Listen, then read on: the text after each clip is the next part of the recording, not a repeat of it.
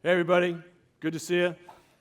I'm Mike Wittig, CIO here at Figma, and I'm here with two incredible leaders, Tim Allen, the VP of Design and Research at Instacart, and Jae Park, the VP of Digital Product Design at Ford Motor Company. Our talk today is on building for the physical world, so let's just get a quick show of hands. How many of you all are designing and building physical products today? Okay. What about digital products? Most of you. Okay, all right. What about both, physical and digital? Okay, all right, here we go. And what we're seeing is that in many cases, digital and physical design are merging. And you'll see some examples of that in what these two leaders are building and shipping today. So we'll talk a little bit about that, and then we'll talk about how the practices of physical design can also inform and desire and inspire design practices across no matter what you're building. But first, let's start with some introductions. So Tim, over to you. Hey, thanks for having me, Mike. Hey, everybody. I'm Tim Allen, and I lead design for Instacart. How many Instacart users are here? Yes, that's awesome. Most people understand Instacart in the terms of you have a consumer app that hopefully a lot of you use and hopefully love.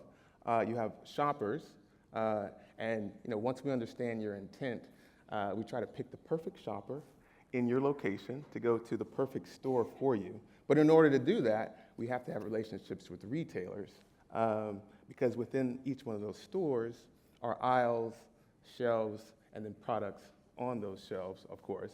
And we have to guide the shopper through so you can have a successful order. We also have partnerships with brands and CPGs who want to nudge you to discover new items and hopefully purchase them as well, and they give you promotions and savings.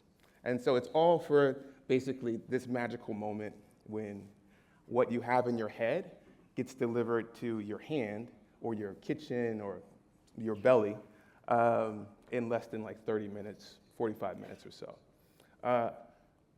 What if you take that approach that starts outside of the store and you place it within the store?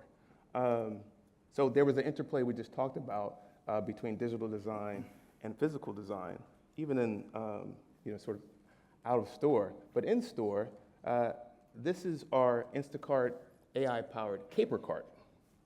And the cool thing about the Caper Cart is it's like reimagining the shopping cart, which hasn't been really reimagined since 1937, when this guy named Sylvan took a folding chair, put wheels on it and a basket, and rolled it around this grocery store called the Humpty Dumpty grocery store. Like all of this is true, but not much has changed about the shopping cart. This AI-powered shopping cart uses computer vision to understand what's inside of it at any given time. So you can throw cereal in it, eggs in it, milk, whatever, it's gonna know. And then when you place produce in it, it has weights and measures, so it will weigh that automatically. And it has a digital display in the front that's accruing the totals of all those items, so you know how much you're spending at any given time. Wow. And the digital aspect of that also is that, you remember those CPGs and brands I was talking about before? All the coupons and savings that we have from our advertising platform are available to you on the device, as well as all the flyers within whatever store you're in. So it's all gamified. It's like, it helps with efficient shopping. When you're done shopping, you don't wait in line. You just check out with the cart, go to you, and you're on your way. So that's the Caper Cart. I think that's like the embodiment of digital and physical and AI. You've got like technology with bits and bytes. You've got atoms in the store, products, shelves, and so forth. And then you have human beings as well. That's an interplay. And then lastly, I'll turn it over to Jay. Just yesterday, we launched a brand new product, drum roll, called Fizz. And Fizz is an app built around group ordering for social events, celebrations, and parties. I like that name, Fizz. Yeah. It's a cool little name. The cool thing about it is you invite friends. All your friends get to see what each other are ordering. You pay only for what you owe. And then you as the host, or anyone as the host, can get that delivered at any given time and pay a $5 flat fee. There's no membership involved at all. If there's 3 people in your cart, or if there's 300 people in your cart, it's just $5, and you get it in 30 minutes. So that's Fizz. And last but not least, we partnered with Partiful, or if you're part of like the Gen Z crowd, or maybe not, this is like the sort of party invitation app. It's delightfully designed, super efficient. It's just like an easy, fun way to invite folks to parties, and it's seamlessly integrated into that as well. So hopefully you can go check out Fizz Party on the App Store, fizz.com. Again, moving physical atoms with technology, bits and bytes, and to create connection for humans. Love that. That's awesome. Thanks, Tim. That's awesome. Hi, I'm Jay. Let's see.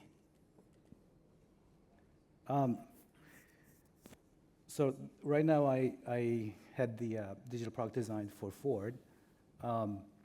And we spent some time with my manager what the title should be. And, we didn't want it to be nothing against UX, but we said, let's call this digital product design.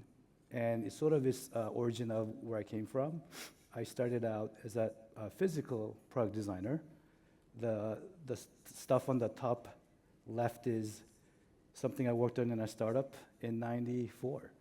And that's a working model with serial lithography models. There wasn't really a tool to measure or design for head.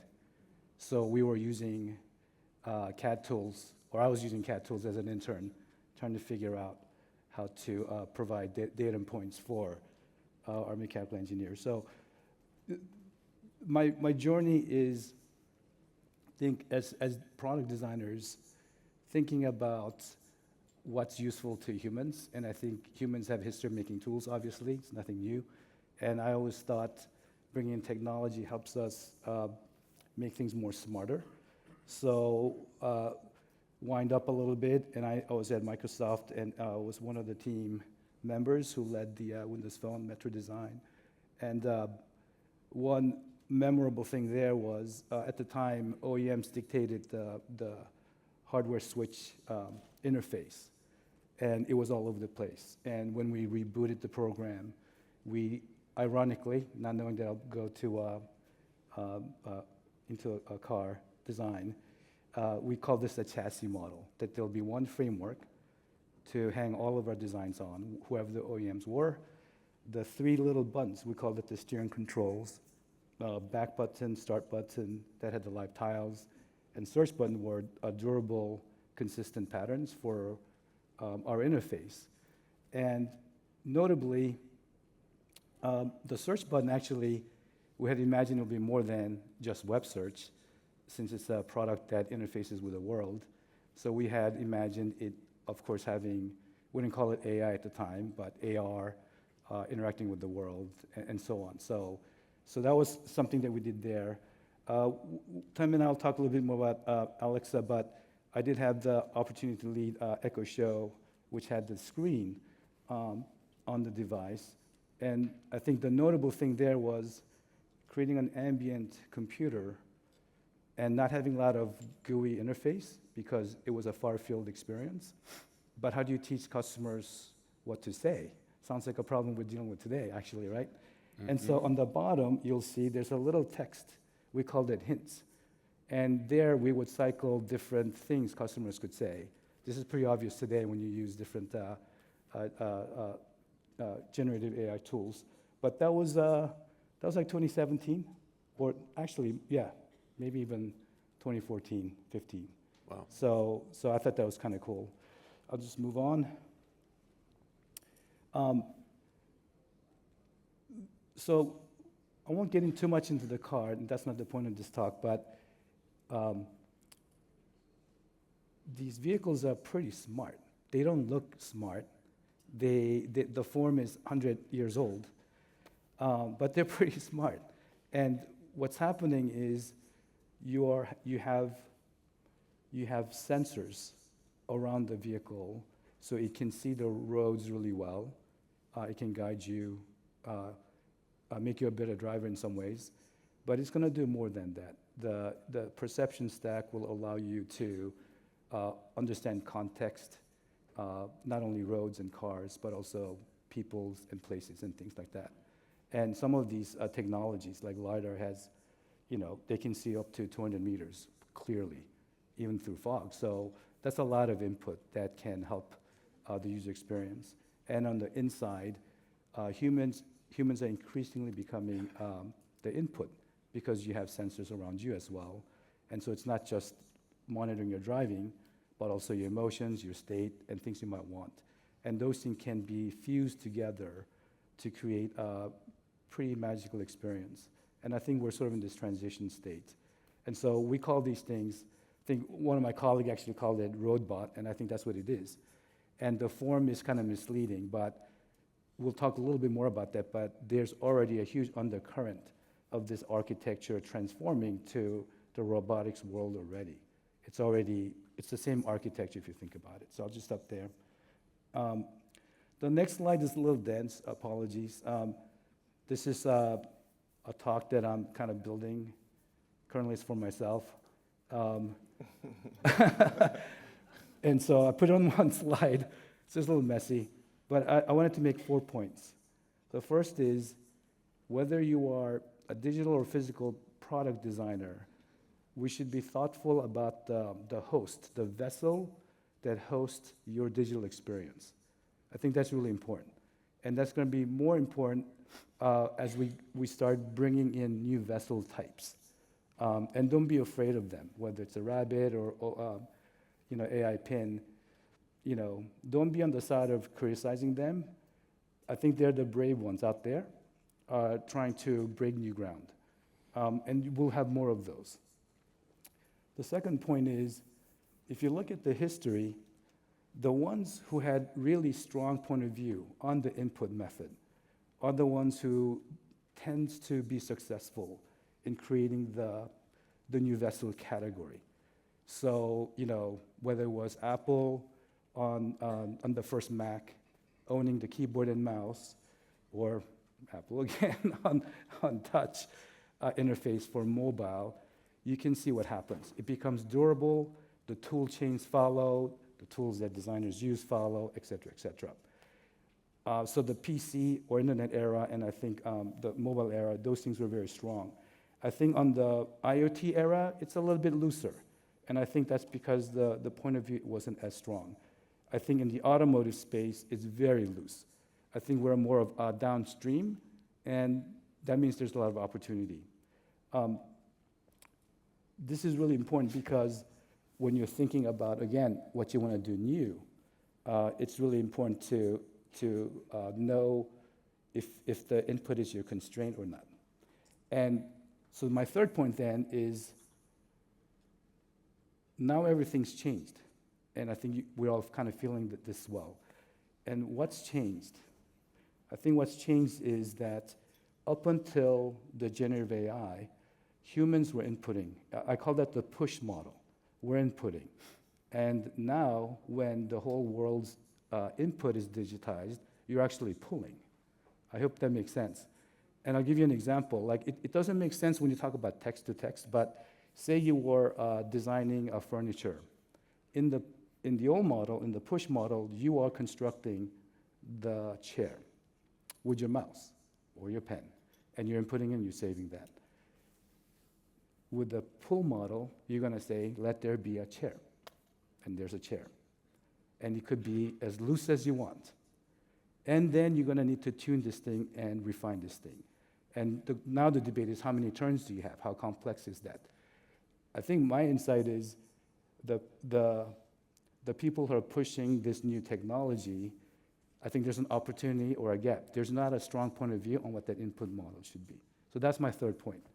The fourth point is, you see those little gray lines? It's not a mistake, but so what I'm trying to say is that the cognitive side of the AI is increasing and growing exponentially faster.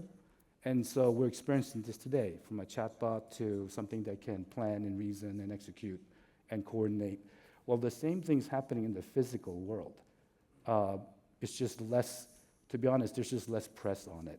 But when those two things connect, that could be also an opportunity for us as product designers to think about what you want to do there, which leads me to my last slide, and that is, when you want to do that, you kind of have to think about the basics. And the basics are that you have the bits, which are the software to AI, and you have the physical atoms, could be new material or special actuators.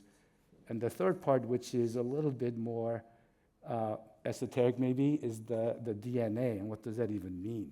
Well, it could mean a lot of different things. It could mean, physical properties like self-healing, but does anyone know what that quote is from below? Can you even read that?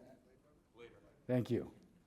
So I was on a flight back from Shanghai, and I don't like watching movies because the plane shakes, and I don't want to watch another thing that shakes inside the plane.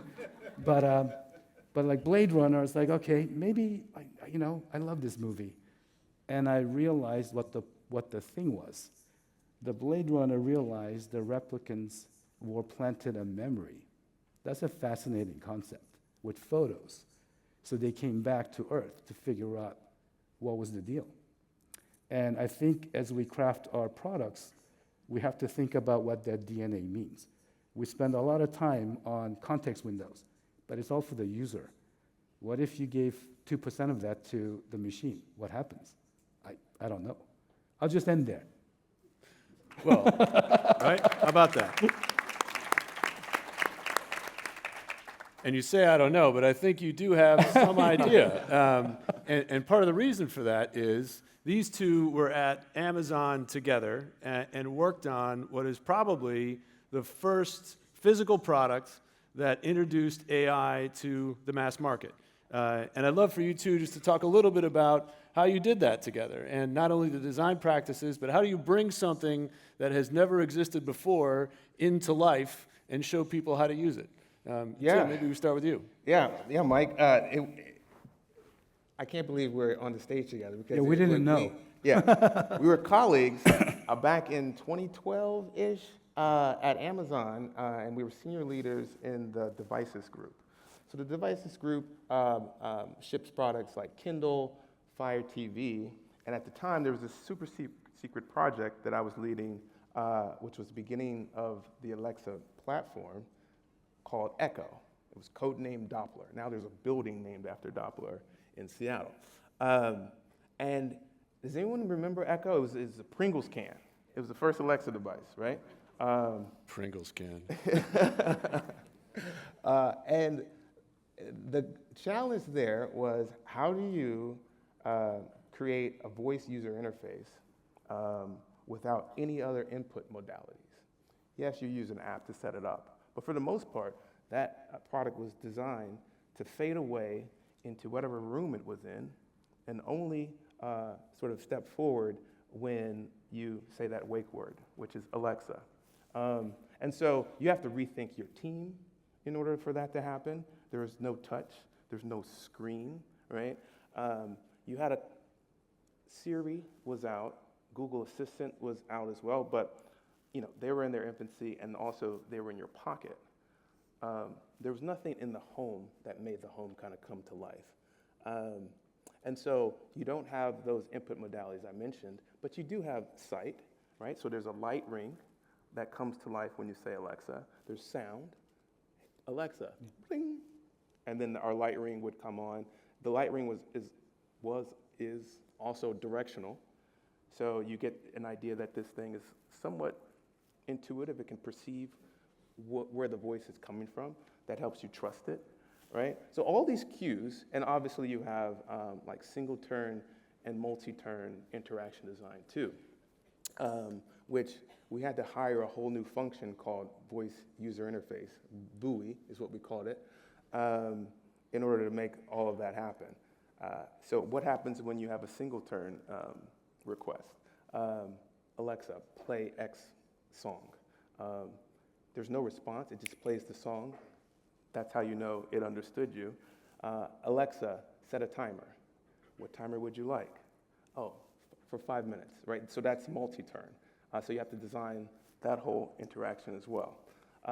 So we shipped it. It was great. I think that product was a success, and that led us to I'd say so. the evolution of that product, which was the Echo Show that you may have saw in Jay's slides earlier, sort of in the top right, which was, now let's put all of those other modalities back into the mix. Take the Pringle can out, now let's throw a screen on there. It's a touch screen as well, so now you have access to gesture, touch, sight. There's even perception of space, so as you walk by it, it'll light up. That's a state as well. And that's when I handed it off to Jay. Oh, that was nice. I guess if I think about it, some of the things I talked about is what we practiced, which is when I don't want to point any fingers. So when the idea of putting a display on a speaker came about, the idea was there's some things that it's hard to do well as an experience when you just use voice. So for example, if you want to know what's on your shopping list, you don't want to listen to 10 items. It just takes too long. It's the same with selecting music. So there are a bunch of, we knew there are some gaps. So of course, when you start this, what do people want to do? Go back to my slide. They're going to pick an input method that they're familiar with. We already shipped a tablet. Let's put the tablet on the Pringle can. That's what happened. That's exactly what, right? Like prototypes. Yeah. So that's what I saw, and I was like, well, how is this going to work? It's not going to work. So the story that I told you folks the other day was, I knew that where we wanted this thing, Echo Show, was going to be on a kitchen table. In the U.S., that's about 30 inches off the kitchen table. Island's about 36 inches tall. So when we went to our CEO's meeting for the first time, I measured his conference room table. It was 2 Kleenex box short. And why Kleenex box? Because that's what they have there. So I went in there with foam core model with my 7-inch tablet and looked at it, and we needed 2 Kleenex box. So I got that down, and then what we did was we prototyped some basic things like what's the weather. And the way it was designed first was what's the weather. We put all the information you could into that tablet, which makes sense if you're holding it. Like, hours of the day worth, the next days, like everything. It's a classic, PRD-driven thing. And what I had suggested was, what if we made it conversational, because we actually don't have the space, to do a slideshow. So while Alexa is talking, you just show enough information as she's talking or it's talking. And of course, there was a big controversy because it had latency to the cloud and, timing and coordination. But we had 3 or 4 prototypes like that, and we showed that to Jeff and had him stand 10 feet away. And of course, that versus a tablet, it just wasn't a match. But what we ended up doing was change the conversation that we have to develop a new input model. And that's what we ended up doing. So that's kind of the little story. Yeah. And when you talk about those input models, Yeah. particularly for so many of the AI-driven products that we're seeing today, and I think about that gap that you showed, Jay, in that curve that's right there. What do you both think about the way design is showing up in some of the AI-powered products that we're releasing today? So You're egging us on now. yeah, that's right. Okay. A little bit spicy, I think. Spicy, right That's away. right. Yes, but I'm eager to hear what you have to say about it, because I think that's something that a lot of us are struggling with. Everybody feels the pressure to get AI-powered functionality into our products, and that's a very back-end engineering, scientific-driven thing. What role does design play in these AI-powered products, and what have you seen that inspires you? Yeah, well, I think what inspires me most is sort of in Jay's industry is the only thing that changed with vehicles in the last couple of years is the propulsion model. So you went from internal combustion to electric. Now, there was nothing that stopped any brand or any even designer or design team from reinventing the car a long time ago. But the impetus of, oh, it's an electric car, let's think about the whole car differently. Everything from opening the doors to like the actual function of it. Yes, being electric allows you to do new things like autopilot and so forth too, but nothing really was standing in the way of people redesigning that from before. What I don't see and what I'd love to see more of is this impetus of AI forcing us to rethink complete like really new models or like overturn things. I mean, chat is kind of, it works. It's an obvious thing, but you start to see now sort of like, Chrome or like Google Docs sort of layouts with toolbars and so forth that have been added to things like Midjourney and so forth. Again, like making it more useful and more tangible, but I think there's an opportunity to just like rethink the space in the same way some brands rethought and are rethinking vehicles. Yeah, and if I were to use the kitchen metaphor, and if you guys get lost, it's my fault. But say your farm to table is your thing, and for a while we have talked about as an industry about having a seat on the table, and you might feel a little lonely, like no one's at the table anymore. So where are they? They're in the kitchen, and the chefs are kind of fighting over their recipe, and you might find yourself being asked to just plate the plate or work on the menu or figure out how you're going to talk to the waiter. And I think this is if you're in that moment, you should say, why are we back there? We should be in the kitchen. Is kind of one thing I would like to say. And to be more specific, don't take input models and vessels as a physical thing only. I think browser is a vessel. And I think if you really want to free up and do something new, the browser has to be reinvented. And then you'll have to think about what that input model is. As increasingly you go more multimodal, like how do you do that when you're sitting down on a desktop or when you're on a mobile, or maybe it's a different vessel again. So this is what I want to impress on you all is don't be stuck by what you have. Sometimes it's the best solution for it, but use it, when you're using the wrong tool. I remember in the touch interface, there was a time when we put radio buttons.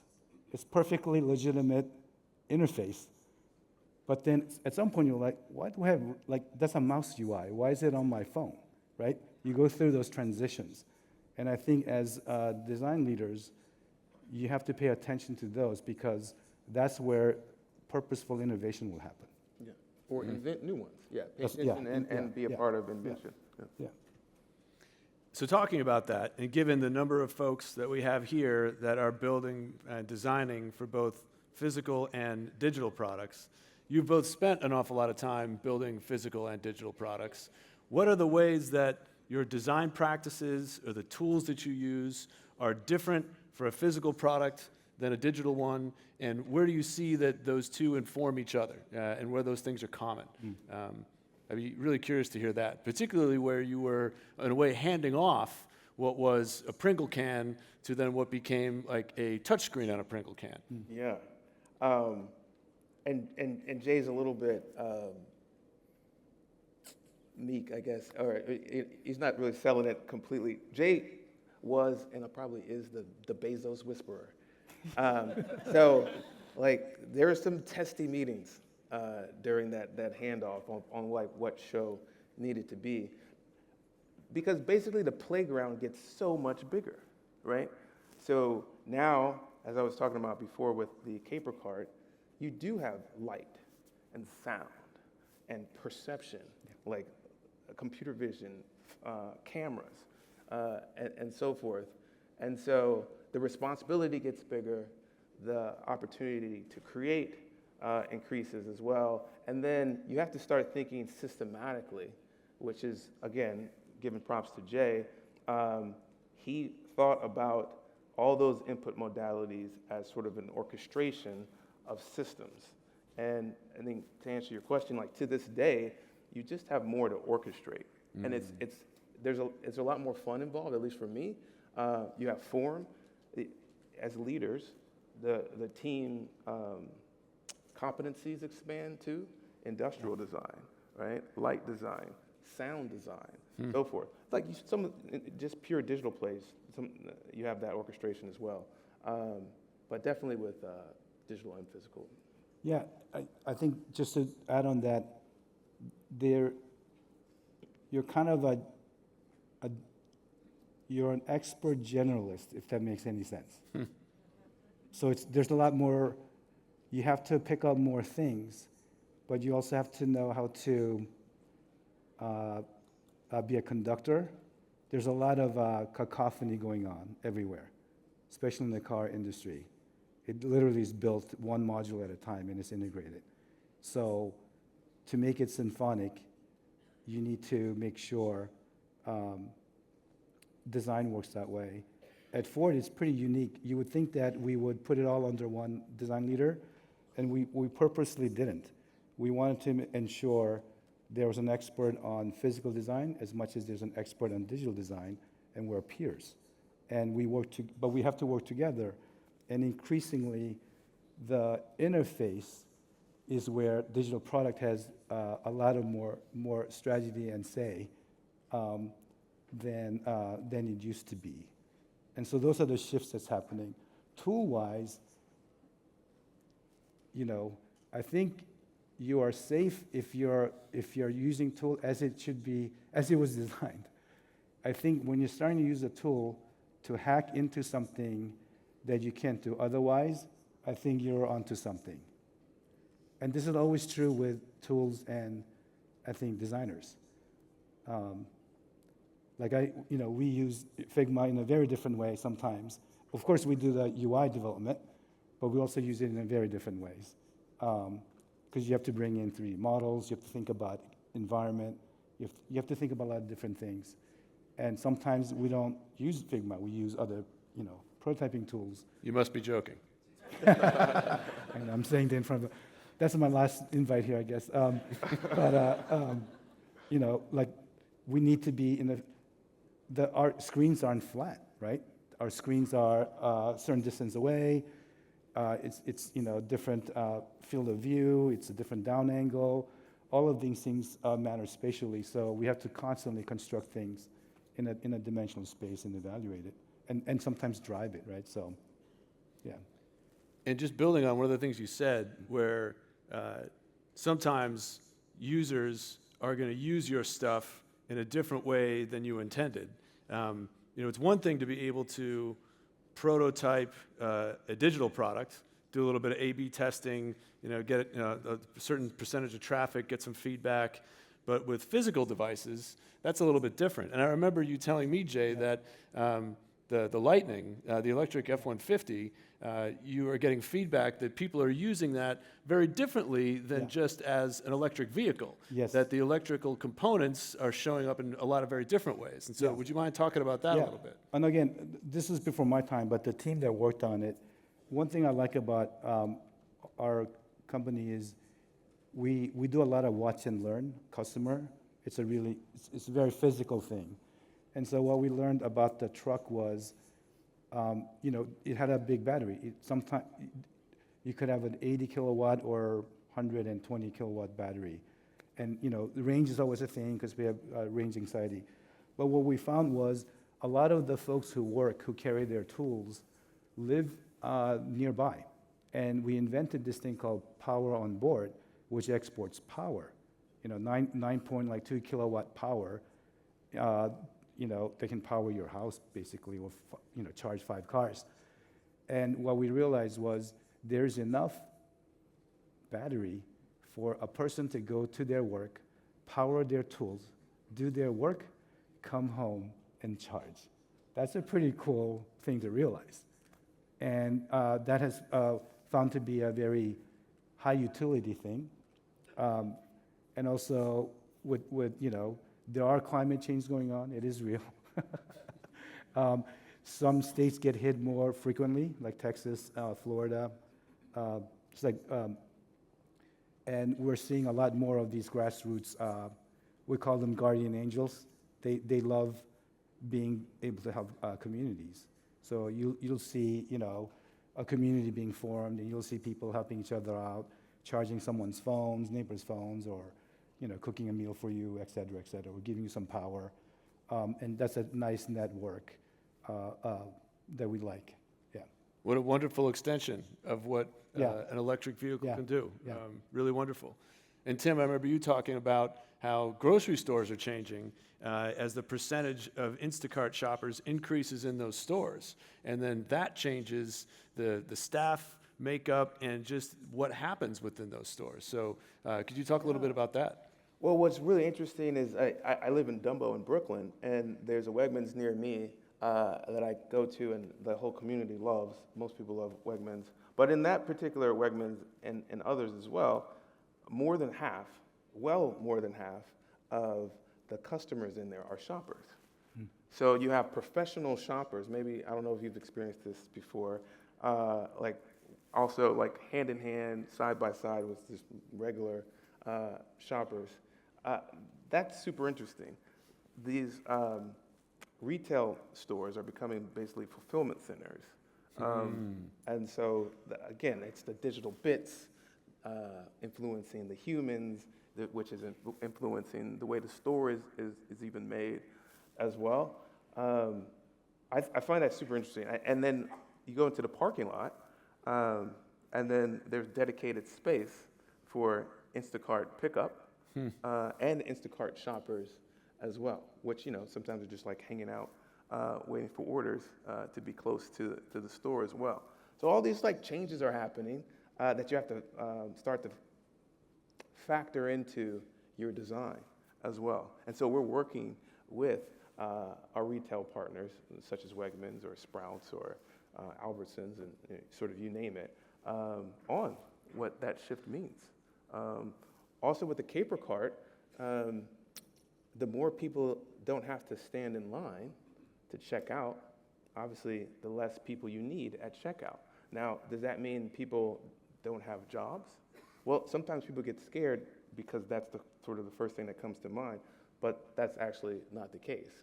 It just frees people up to do other things that make shopping more enjoyable, delightful, or more efficient for the customers in the store. So we're seeing that as well.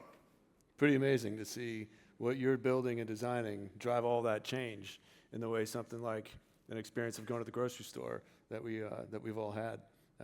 Maybe as we wrap up, one final thought from each of you to inspire this group and prepare your minds for how you think about designing for the changes that we're going to see over the next 3 to 5 years. And Jae, maybe we'll start with you.